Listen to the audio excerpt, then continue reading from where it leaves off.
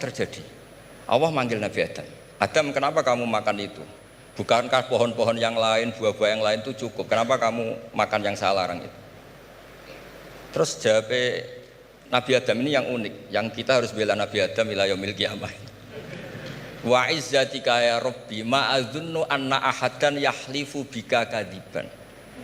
Demi kehormatanmu ya Allah, ketika engkau disebut oleh setan, saya tidak pernah mengira ada orang berani mencatut nama engkau kemudian dia bohong. Loh, ini contohnya Pak Fajar ini. Sama temannya yang paling sering bohong itu dia nggak percaya, tapi meskipun sering bohong kalau dipanggil Pak Rektor, ngecek ulang apa enggak? Kalau kalimatnya dipanggil Pak Rektor, pasti nggak ngecek ulang. Meskipun teman yang sering bohong pasti langsung nyari Pak Rektor. Saya misalnya sebagai murid Mbah Maimun punya teman yang sering bohong sekalipun, terus bilang Gus dipanggil Mbah Maimun, pastilah langsung ke sana. Karena disebut nama itu orang sudah tidak berpikir jelimet. Ketika engkau disebut ya Allah, saya tidak pernah ngira ada orang mencatat nama engkau kemudian dia bohong. Sehingga Allah itu haru sama Nabi Adam. Makanya Nabi Adam itu diusir. Ini meneruskan ayat yang dibaca Mas Masjid tadi. Diusir tapi disangoni. Dam, secara prosedur hukum kamu harus saya usir karena kamu melanggar. Tapi tak sangoni, lucu kan? Tak sangoni. Kamu baca ini ya. jadi unik. Makanya ayatnya fatalaqqa Adamu mir Rabbi. Bukan kreasinya Nabi Adam. Kalimat itu bukan kreasi Nabi Adam, tapi hadiah sama Allah. Ini kamu secara laturan tak usir, tapi tak sangoni, ini dibaca nanti. Tapi Nabi Iblis tidak disangoni. Karena memang dia penipu betul. Sudah gitu akting pura-pura nangis, pura-pura ini itu. Jadi benar-benar penipu ulung. Makanya sekarang pun kalau penipu itu memang harus sopan, harus nangis. Itu cara untuk karena sanatnya penipuan memang begitu. Sanat awalnya memang begitu. Pura-pura nangis, terus pura-pura itu. Jadi itu memang cara paling efektif untuk apa? Nipu. Ada sanatnya. Ada sanatnya. Nah, lalu kenapa ada hadis mangqala la ilaha illallah dakhalal jannah? Ini terakhir terus nanti Mas Masdi ngendikan terus doai sekalian. Perintah Sohibul Bait, bukan permintaan, perintah. Perintah itu bukan berarti tidak sopan. Memang bahasa Indonesia itu gitu. Permohonan itu mesti diabaikan. Kalau perintah itu agak tegas. Bukan masalah. Jadi begini. Saya ulang lagi konstruksi ya. Konstruksi ayat fadallahuma bihurur. Kenapa mangqala la ilaha illallah dakhalal jannah? Itu unik. Kalau kita baca hadis, ada orang itu pendosa, salahnya sudah minta ampun, sama Allah dipanggil. Ini hadis musnad, riwayat Musnad Ahmad dan banyak riwayat yang lain. Dipanggil, Fulan kamu ke sini. Kamu lihat itu apa? Bok Gusti. Berapa? 99. Per bok itu maddul basor. Sepanjang mata melihat itu isinya dokumen kesalahan dia. Jadi nggak kayak yang di pengadilan itu hanya beberapa tumpuk. Itu sepanjang dia lihat itu kesalahannya dia. Sepanjang dia melihat. Sudah gitu jumlahnya 99. Ya dia putus asa, dia akan masuk surga. Kemudian sama Allah, sudah kamu tenang saja. Diambilkan bok kecil, kecil sekali, paling sak bok jam tangannya. Dah, innaka lan tuzlamal yaum, kamu tidak akan terdolimi. Kenapa Gusti? Ini kamu punya kebaikan ini kecil sekali. Ya apa efeknya Gusti? Kan nggak ngefek kesalahan seperti itu. Kemudian bandingannya hanya kebaikan sekecil itu. Dah kamu tenang aja. Setelah ditimbang, box 99 yang jumlahnya maddul basor kira-kira 3 kilo sama satu wadah jam kecil, ternyata setelah ditimbang itu menangin 1 jam kecil karena isinya la ilaha illallah. Malaikat itu gak berani. Kamu berani ada namaku kemudian kamu abaikan. Saya dipanggil 1000 mahasiswa UII sama satu Pak Rektor, Pak Fajar. Kemana arahnya? Ke satu rektor apa ke 1000 mahasiswa yang manggil? Pak Rektor, kan ini urusan nasib.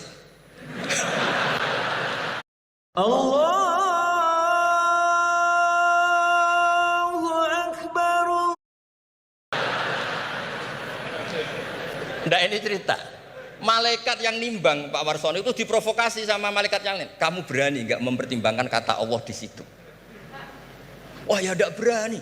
Jadi disebut fala yaskulu ma'asmillahi ta'ala syai'un, dibandingkan asma Allah itu tidak ada yang bisa ngungguli. Nah, di sini terus para torekot, para apa konwiridan Allah. Tapi karena kita ini sekarang sudah tidak ngaji malah tanya, gunanya apa sih muni Allah? Lu nyebut pangerane orang-orang gunanya. Oh ini sedang nyebut Tuhannya, kok kamu tanya gunanya apa? Kamu tak kasih uang aja tidak pernah tanya gunanya uang ini apa. Pas dijak wiridan tanya gunanya apa sih. Oh dasar orang aneh. jadi logis. Lah Nabi Adam juga sama, ketika disebut asma Allah itu nggak mikir yang lain, apa setan itu penipu apa enggak, sudah grogi yang manggil Allah langsung.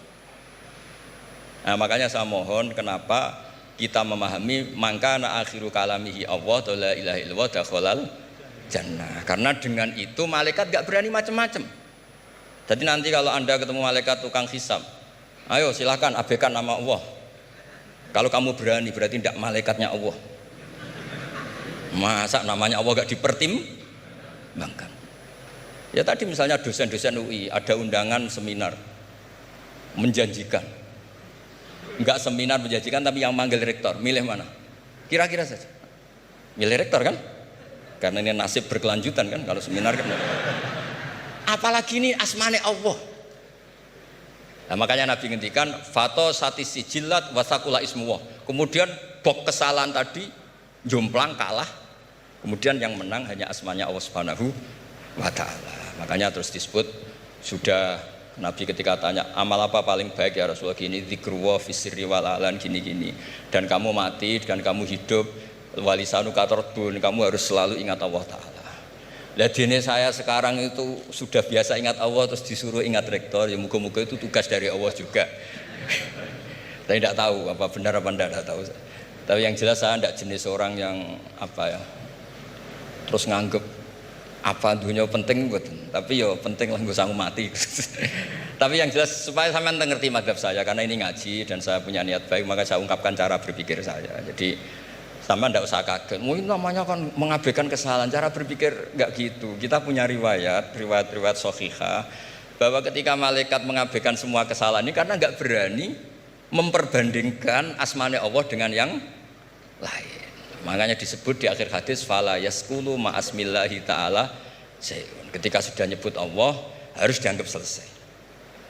Enggak boleh habis nyebut Allah mau mati kredit, enggak boleh.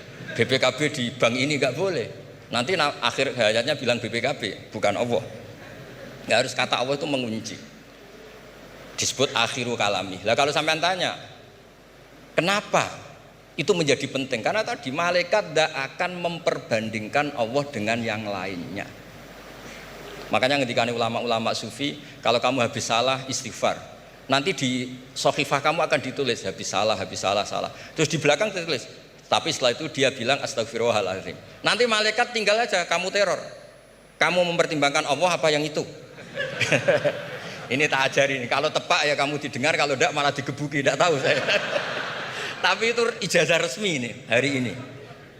Hadisnya akurat. Ijazah. Nggih ngoten mawon kok nek kesuwen kepinteran nyanyi kula. Assalamualaikum warahmatullahi wabarakatuh.